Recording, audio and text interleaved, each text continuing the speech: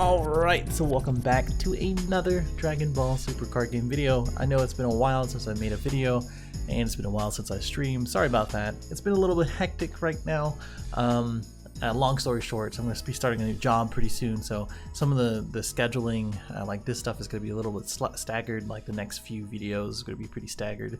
And then hopefully I'll get to stream on the weekends a little bit later into the night. So as I figure that out, that's just a big old heads up for those who have been tuning in, and I really do appreciate those who have been taking the time, etc. For those who have already skipped this, that's fine, but please subscribe if you're new. Join the Discord to discuss whatever you want to do in the description below. And today we also have the Set 11 Garlic Jr. deck that I've been playing for a little bit, and it's actually a little bit different from what I have been playing on stream. And I think just too long didn't watch.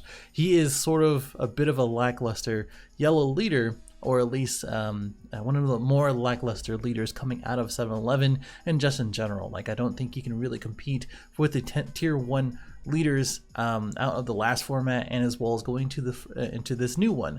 But he does have a lot of cool stuff that comes with his archetype, with his leader and his field spell and the counter card and all the other stuff that we're going to be talking through. The first thing that we have to look through is the leader itself, which of course the unawakened side is on the left, the awakened side is on the right. Both of them have Overlord, which means if you use Overlord, basically like an activate main, if you have a servant in rest mode, or really just any, I don't think it has to be in rest mode, but if you bottom deck it, you get to draw one card, which is pretty cool for some of the interactions that you do in the regular archetype that you could play with him. But in this one, it's sort of like, I'll get to that in a little bit. Of course, when you swing at any card, you get to draw one, and his awaken is if you have 4 or less, or if you have a yellow unison, which is the baby unison with specific cost of 3, which is annoying because baby unison is the only one there, so it kind of locks you into that archetype, and as well as that card.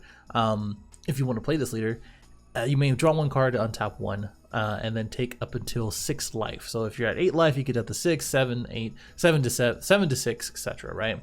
After you awaken, you get to draw one after you swing, and then when any of your opponent cards attack, if it's a leader card, battle card, unison card, token, whatever, you get to choose up to one yellow demon clan with energy cost of 2 or less in your hand and play in rest mode. And the thing about that is that his skills actually go off. So if you play the Roshi, you get to draw. If you play the Chi-Chi, you get to tap something down, etc.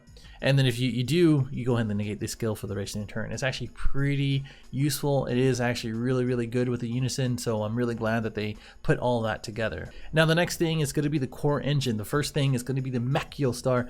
Machio, I'm sure someone's going to correct me on that, but this one is a field spell. It's a field card. If you play it, when you activate, look at the top 5, you get a yellow demon clan. From then you shuffle your deck, and then at the end of the turn, you get to choose one yellow demon clan, energy cost of 2 or less in your hand, with the skills negated, and then you get to play it. And of course, it's not in rest mode, which is really important. The main options for that are going to be these guys here. You can play the Roshi, you can play the Chi-Chi if you want. I don't have the Chi-Chi here for some reason, but it's in the deck, don't worry. And then these guys for 15k beaters, but really what you want is going to be the Yamcha. If you look at the top 5 and you don't have a Yamcha already, or if you want to get another Yamcha, you definitely want to get it. What he does is that basically with Servant, anything with Servant gives a 10k boost basically. And the cool thing about this is that there's a weird interaction in which, like, if something targets original cost of 10k, right, then it will target that, right? But if it doesn't target the original cost and it comes in, as in this is basically a permanent, it is a 20k on the field. So those are things you have to kind of consider when getting interactions or understanding interactions with other cards. This guy is a blocker in which you play this guy, or you play this one, and then in the turn you play him at 2 or for free, and then he's in active mode with skills negated. You pass the turn because it's obviously going to be passed, and now you have a 20k blocker in which you block with something, you protect your leader or your unison, and then with the unison's effect with the permanent 2 or more yellow battle cards, which we'll talk about in a little bit, your yellow leader gets 5k, and this gains 5k. this works perfectly with that because you get to block it. The next turn you get to use Servant, draw a card, kind of replaces itself, and you do all this for free, which is really good. Now these guys up here are going to be the Demonic Elite 4. There's 2 other ones, or at least 1 other one, but these are really the most useful. This guy searches out the field card for free and adds to your hand. You get to play it afterwards. You just have to pay. This search effect is for free anyway, so you get to thin your deck. You get to search for the Makio Star, which is pretty much going to be your turn 1 play anyway, pretty much all the time. And then anytime for both of them, if you're going to be using Overlord, you get to pay 1 energy and then play it from your hand. And this one you can play multiple, but this one you can't play multiple copies of the card. And the reason for that is because of this auto in which you play it, you look at the top 5 from your deck, and you play a yellow Demon Clan and energy cost of 2 or less, other than copies of this card in rest mode. So you get to play the Roshi, you get to play the Yamcha, etc. The Roshi, since it gets you the draw, is going to be the best target for this, and as well as the leader effect, other than Chi-Chi. Chi-Chi is going to be a pretty good one too. So when you get attacked, you get to play basically any of these guys or the Chi-Chi, and you get to tap down something, which is nice. And for this guy, you get to draw 1. That's basically all you play him. It's just so you play these guys in rest mode, or you swing with the 20k, and then you get to replace itself for playing it, and then you get to use Servant to replace itself again, or at least +1, I guess, at that point. Just so it's not useful or useless. Although I will say for the Servant cards, when you do swing with the 20k and then it's just sitting there, it is kind of hard to get rid of. They're just not going to swing at it. They're probably going to try to remove it with something else, like energy, like the 6 drops Masayan, which is very popular right now, or something else like Shocking Death Ball, which will definitely affect these guys. And now the last thing is Energy Field, which is a very, very good card. It says a negate the attack, and you can't play copies of the duration of the turn. And then when you play this card, your opponent can only attack once more for the duration of the turn. And that's any attack. So any attack, just like Dormant Potential, this is only if you have 4 or more yellow Demon Clan in play. So getting all these guys out is very, very important. And if you do have 4 or more, which you're gonna, that's just when you're gonna be using this, basically you get to play this for free, which is basically like Dormant Potential for yellow. Really, really strong card. Probably the only reason why you want to play the card or play this deck and this archetype in the leader. So that's just how I see it. Now the supporting tech is going to be the Basil. Basil is really good because of Chi-Chi tapping down stuff, and it, you know, it's just in general, like mid game Basil just being able to draw 1 and then going 15k and swinging twice and just being that second card in rest mode for your Unison to give you 5k for your leader, and then Unison for being a blocker. That's another thing I didn't say, but this guy is a blocker. You get a +1 and you get to swing it or get it right back into active mode after you +1.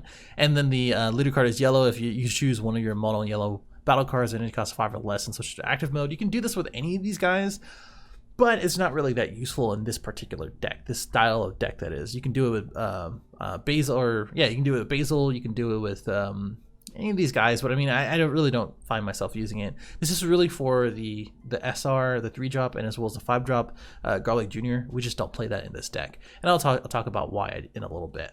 But very, very good with this card in general for Basil in general, because he's 19k until the end of your next turn, or start of your next turn, basically. Goku Ape, so you don't have to play this. You can play Universe 2 Example, which is really good. Why?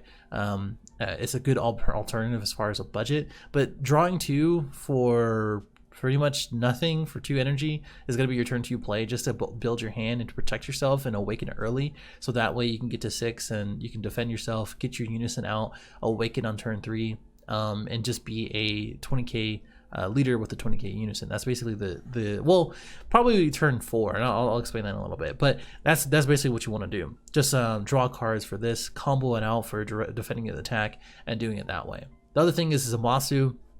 Really good with Basil, and just in general, just to protect your leader. Krillin being the draw 2 combo, because of his awakening and just protecting yourself quite a lot. 4 or less is kind of annoying, so which is why you need to split for 2 and 2 here. But bottom decking and drawing 2 is really good for any of the new super combos. And you play mono yellow, so it's pretty easy to get the requirement. Vegeta Prideful Transformation is just good tack, just so again you have another blocker that can go into rest mode. You can protect it with the Zamasu as well, and then now your Unison can give you again that permanent bean for the racing of the turn. with everything else. And then we also have Cell Zeno, which again, this sort of trio, I would say here is like the most expensive trio that you'll encounter for a lot of yellow decks, and this is simply because it's the gate of, you know, is it a decent deck to, can it compete with other stuff? And I think these things allow the deck to compete with at least mid to high tier decks, not like top tier decks, not tier 1 decks, maybe tier 2, tier 1.5 type of decks, and that's just my opinion. Now the Cell Zeno is really good because you are playing stuff for free pretty much every single turn. The Vegeta gets you there as well. These guys get you there, and then the next card that we're going to talk about is going to get you there as well. And then Secret Identity Massing is really good for removal. That's just all it is. You don't really play any other removal. Now the Uniseven Finisher. Now again, this evens out the weird awkward numbers that you may have with Vegeta, and as well as Basil, maybe the 2 drops, etc. But really the other option here is going to be the 7 drop, of which you play the Cell after you play the 7 drop. The whole idea of the deck is to defend yourself until turn 4, awaken turn 4, and then play out Frieza Double-Edged Sword, kill one of your either Roshi or either Roshi, Basil, any of the 20k servants. That's really not going to do anything other than draw for you. You minus 25k for your battle card and their battle card. If they don't have meta battle cards to do it, then you know, you just kind of combo this guy out. You just, you know, this stuff is not really going to be too well. But when it does happen, which again, this is helping for your removal that you really don't have otherwise, you get to play this guy for 4 for free. Well, what am I saying? For 4, 25 your guy, your servant guy, 25 one of their guys, and then right after that, awaken, tap the 1 for one of the Roshis or another guy in your hand, and then for the duration of the game, basically until they remove this guy, you get to defend for free with your leader, the Makio Star, the Unison, and then anything else that you may have with the Vegeta counterplay, the Zamasu super combo, etc. And this is really, really good against other control decks, other decks that really want to do things on their turn or even on your turn. And basically, if you haven't seen this card in a while, they basically crit anything that's not counter skills and non-keyword autos or activates. So, you know, those are really, like, that's pretty much everything that they play for free. Their leader skill to draw, etc. They can't activate those unless they place one. They can get around it by attacking and not drawing and stuff like that, but still, those are things that really turn the tide and really get around it. The plan really is to get a 1-drop like Basil, get to 8, and then have 3 more targets through the Demon Clan, which you should have at that point, and then play Cell Zeno, and then end the turn that you play this guy. You don't really want to do anything else other than that. If you pass, you can probably survive, like if they don't potential or something like that. But this guy has 30k triple strike. Zeno, you already know how that goes, is really good as well. On turn 5, if you have everything set up, you play this guy that turn, and then you play Zeno, you get the dual attack and rip their hand. It's really good. But it's just about piling the deck and making sure that you know the cards. And I would take the time to really understand the curve and as well as the cards itself. Now, other considerations, which I'm sure people are screaming in the description or the comments below. These aren't all of them, but this is the stuff that comes up to mind. The 3-drop and the 5-drop are cool. So this is a deflect indestructible. You only take 1 damage for double strike and triple strike. And then the Garlic Jr. is a evolve for 1, and then basically you get the loop stuff. Like he has Overlord, so it gets you another draw for the servant super combo or the servant effect, in which you can look at the bottom of your deck, the card in the bottom of your deck. If it's a 2 or less Demon Clan, you can play it, and the effects go off, of course. And since he has indestructible, he's really not going to go anywhere. And then you get to loop it with the super combo and bottom decking with Overlord, basically. So the Yamcha blocker, the Roshi, etc. All those things are really good with this card in particular. I would highly recommend, if you don't want to play the Frieza chain, I would play this chain instead. This is really, really good. I just didn't feel like it was super impactful. There's a lot of stuff that I felt like it was, I don't know, it just, every time I played it, it didn't feel good. That's how I felt. At least with Frieza, it's a whole new tax, it's a whole new thing that can stop the game and as well as help you end the game. But that's just my opinion. Tardo is kind of whatever. It's just another target. It's good for the counter card. Demon Clan is, since it only says Demon Clan. This one says Yellow Demon Clan, but I think these guys, Yellow Demon Clan, I think this, nope, okay, well, forget about this guy then.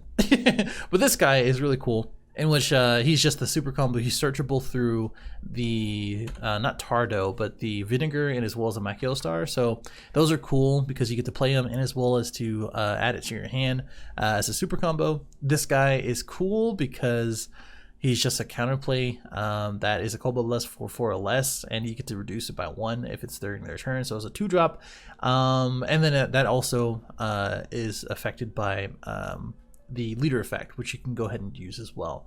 Louise Some Evil is really good. I just didn't have I didn't have room for it. Great Ape is really good. It's just, you know, like, it's good in late game, but not early game. You just want to do other stuff and play other stuff in general. It's really good for Salzeno if you want to do that. And with the reprints, it's a little more affordable as well. Flying Nimbus is cool, but your 1-drop counter is pretty much what it is. I think Time Magic is a really good alternative. Vegeta Final Flash is great, just didn't find room for it. Oxkeen really helps the deck in getting board cleared. Like Cooler is basically like a like a auto loss, I would say, and just adding barrier and making them use coolers instead, like the SRs, is a lot better. And just in general, like Shocking Death Ball and other things, like this deck doesn't really have that much recursion, and if any at all. So it's sort of, this really helps. Like Oxygen really helps. It's just weird on curve. Like you have to play it like later into the game, and I don't know. Now as far as the pros and the cons, so the last card I didn't go over was the Chi-Chi. Basically, when you play it, it does have Servant, and you get to tap down one of their Unisons or their battle cards. It's one of the new TPs. She's basically a 25 or 20k attacker that helps you tap down stuff. But overall, it's a cool control deck when it's set up. You have free 20k and 15k attackers, a lot of yellow support that you can really add to it. Interaction during the end turn and the opponents in your turn is really cool with all the stuff that I listed. And then the cons, it does struggle against wide aggro, even though you have a lot of options to sort of stop that. But I would say it still kind of struggles. Like if you go against Vegex or if you go against something like Broly, I think you still lose, but that's just me. Lack of removal as well, like is another thing that I didn't put on. Struggle against red and removal, just like I was saying before. And then more fair on the fair tier 2 mid-range side, which I completely agree with. I think a lot of people are, I think, not really sleeping on this deck, but I think they should definitely give the archetype a chance. And I'm a type of person where I try the archetype. If I don't like it, I'm going to change it, and that's what I did with this. I'm curious to see what people think, and as well as what they've made. Definitely let me know in the comments below. Like, dislike, subscribe if you are new, and I will see you in the next one.